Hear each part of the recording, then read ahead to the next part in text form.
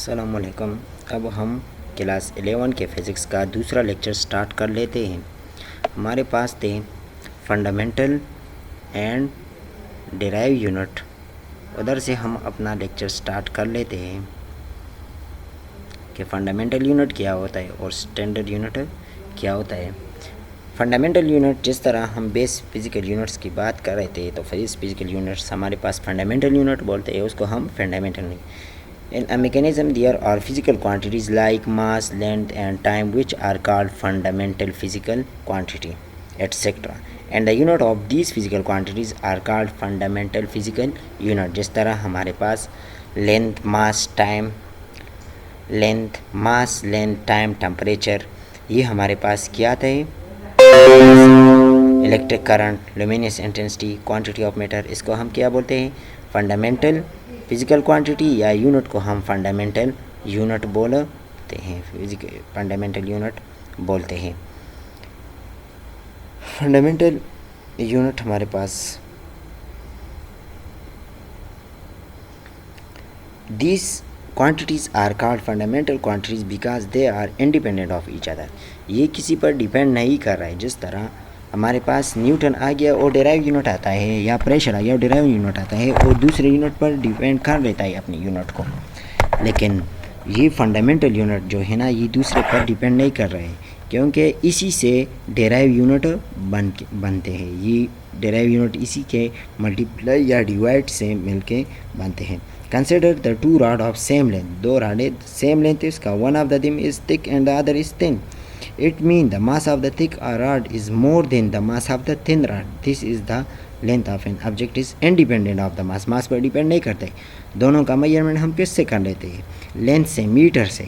तो वही दोनों का यूनिट सेम, एक थिन है एक थिक है, लेकिन फिर भी उन दोनों का यूनिट जो है ना थिक है और दूसरा थिन है, लेकिन फिर भी उन दोनों का यूनिट जो है ना वो मीटर है। ये इंडिपेंडेंट है मास पर। Now take a rod and measure the length today. Keep this rod in your room and measure its mass length again. You will find that the mass and length of the rod is same. This shows that the mass and length of the object is independent of time. Time पर अब depend नहीं कर रहा है। Later in after discussion other branches of physics, we come across other physical quantities like temperature, luminous intensity, electric current, and amount of substance, also fundamental physical quantities, and their unit are called fundamental unit. In addition, there are two supplementary physical quantities, plane and solid angle. Plane और solid angle को हम geometrical units भी बोलते हैं, वो हम बाद में पढ़ेंगे। पहले हम डेराइव यूनिट्स अपने पढ़ लें। डेराइव यूनिट्स क्या होता है? डेराइव यूनिट्स हमारे पास वो यूनिट्स होता है जो जब दो फिज़िकल क्वांटिटी, दो बेस फिज़िकल क्वांटिटी एक दूसरे के साथ मल्टीप्लाई हो जाए या डिवाइड हो जाए, या बोथ मल्टीप्लाई एंड डिवाइड हो जाए, और वो हमें एक यूनिट दे, तो उसको हम डेराइव यूनिट बोलते हैं।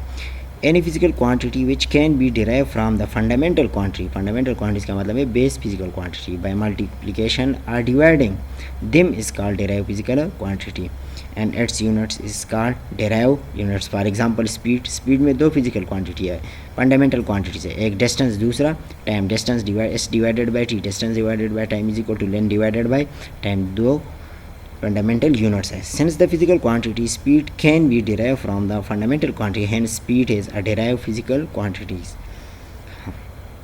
Fundamental unit and supplementary unit in on SI system international. ये हमने पढ़ लिया है. Mass, length, time, temperature, electric, luminous and quantity of matter. Mole kilogram, mass, length metre, time second, temperature kelvin, electric current ampere, luminous intensity candela, and quantity of matter mole. Symbol kilogram, kg, m, small m, s, k, a, c, d and mole. ये हमारे पास क्या था? Fundamental quantities.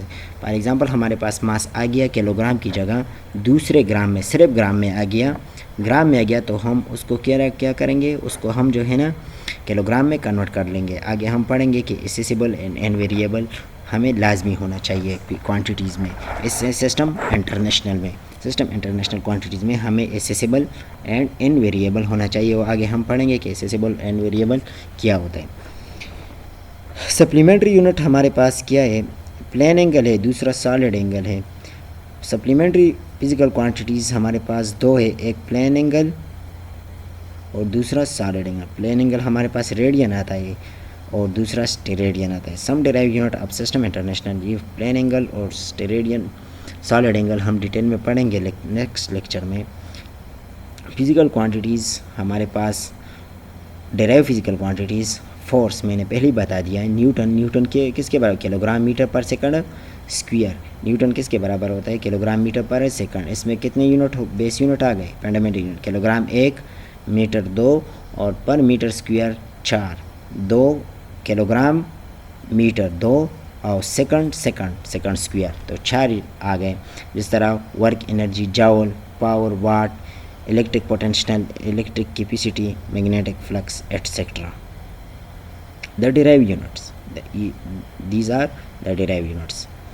Characteristic of sound, characteristic of a standard unit. Standard unit का characteristic क्या है? It should be well defined. वो हमें define होना चाहिए। डिफाइन मतलब क्या है कि वो हमें सिस्टम इंटरनेशनल में होना चाहिए, सिस्टम इंटरनेशनल में होना चाहिए, फिर फंडामेंटल यूनिट्स में होना चाहिए। इट शुड बी और प्रॉपर साइज, उसका साइज भी प्रॉपर होना चाहिए। It should be widely acceptable. It should not change with time, place and physical conditions such as pressure, temperature, etc. ये हर टाइम इसका कंडीशन चेंज नहीं होना। जिस तरह टेम्परेचर हमारे पास आते हैं, हमें फंडामेंटल में क्या बता दिया है कि उसके लिए क्या यूज़ करना है, केल्विन। और हमारे पास 3 टाइप होता है, Celsius and Fahrenheit and kelvin. तो हमें सेल्सियस को फ़ारेनहाइट में सेल्सियस को भी केल्विन में कन्वर्ट करना चाहिए और फ़ारेनहाइट को भी केल्विन में कन्वर्ट करना चाहिए। मास आ गया ग्राम में, तो हम उसको कन्वर्ट कर लेंगे किस में, किलोग्राम में। It should be easily accessible. Easily accessible, हम इसी आसानी के साथ उसको पहचान लेके ये क्या यूनिट है, कौन सा यूनिट है। System of units, there are 4 system of units है। हमारे पास 4 सिस्टम ऑफ यूनिट आते हैं। सिस्टम इंटरनेशनल, ये 4 टाइप्स ऑफ यूनिट हमारे पास आते हैं। तो ये हम नेक्स्ट लेक्चर में इंशाल्लाह पढ़ेंगे। अल्लाह हाफिज़।